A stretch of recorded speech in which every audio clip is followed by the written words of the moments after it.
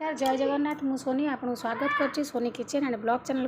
तो चलतु स्टार्ट करवा आज गोटे रेसिपी आपको देखेबी। चैनल जदि नुआ अच्छा चैनल गोटे सब्सक्राइब करने। सब्सक्राइब कले आप ऑल नोटिफिकेशन बटन को क्लिक करूँ। आपण पाखे मोर प्रत्येक वीडियो नोटिफिकेशन सर्वप्रथम पहुँच पार। तो आज मुझे देखेबी आपको कलम सागर राही राही आपको जो देखेबी। तो चलते आम प्रस्तुत करिया। प्रथम शाग को धोईकी भल भाव में छाणी ने पानी गड़ी सारापर शाग को काटी ने। तो ये शाग को काटी सारी।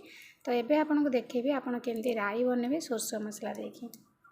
तो ये देखो मुझे परिवा नहीं बैगण आउ आलू ये आप बोईती कखारू नहीं पारे आ सारू नहीं पारे। तो मुझे बैगण आलू खाली नहीं आ दुईटी टमाटो नहीं। तो तापर सोरिष मसला पेस्ट आपको देखेबी। तो सोरिष मसला पेस्ट देके आप राई बनइबे। तो ये कड़ाई बसई देछि कड़ाई ताती गलानी। तो ये आम तेल पकई नवा। एबे आम पकई नवा तेल पकई सारा पकई नवा शुखला लंका को टिके लाल करके भाजी नवा। तापर पकई फुटई नवा आम सोरिष। देखो ये मुझे सोरिष। तो शुखला लंका पकई सारापर सोरिष पकई नियंतु। सोरिष को भल भाव में फुटापी छाड़ दिंतु। सोरिष जो आपणकर फुटीज फुटी सारापर आम कौन करवा ना परिवा आड करनवा। आपन परिवा ये आपको कहबी सारू नहीं पारे आ कखारू नहीं पारे। मुझे सारू कखारू नहीं खाली बैगण आलू बनाऊँगी।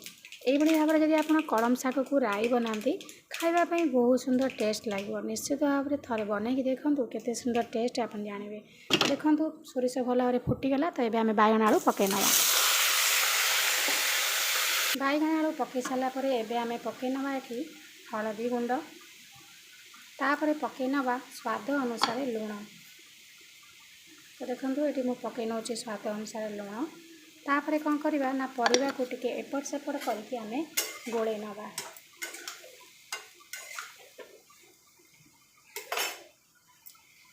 परिवा को टिके आग तेल रे भल से भाजी नवा। वीडियो को बिल्कुल भी स्किप करंतुनी फास्ट लास्ट जाए देखते न जानीपारे केमती आपणकर कलम शाग राईटा तैयारी कराऊँच। तो देखो ये परिवा को मुझे किसी समय तेल रे भाजी नेबी। गैस फ्लेम को मीडियम करके परिवाटा को टिके घोड़े नवा। एबे देखो बैगण आलू भाजी है। तो ये मुझे दुईटी टमाटो नहीं। तो टमाटो पकई नवा। एबे देखो टमाटो पकई सारापर ये सोरिष मसला पेस्ट नहीं। सोरिष मसला पेस्ट रे पानी दे देछि। पानी देके भल भाव में गोले ने कहीं चोपाटा आपणकर तले बस पड़ो। तापर आप उपरू उपरू पानीटा ढाल देवे।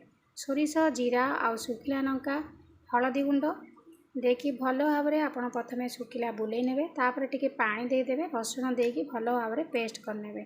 तो देखो रेडी है आपणकर सोरिष मसला पेस्ट। एबे आम कौन करवा गोले सारी। एबे उपरू उपरू धीरे किना एमती गड़े ने।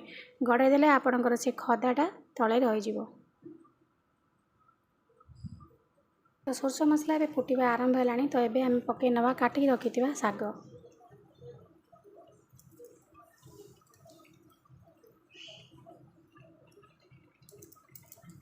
तो ये देखो मु शाग पकई सारापर शाग पूरा दबी गला आ परिवा शाग भल से सीझी गला। तो सोरष मसला पेस्ट आम लंका बाटी तो अल्प राग आप जी खाइबे देखिए राग पकई ने। तो ये मुझे लंका गुंड पकई ने। लंका गुंड पकई सारापर टिके बड़ी आप भाजिक रखि। तो बेसी गुंड करें खंड खंड थी। एबे मु बड़ी पकई नौचे।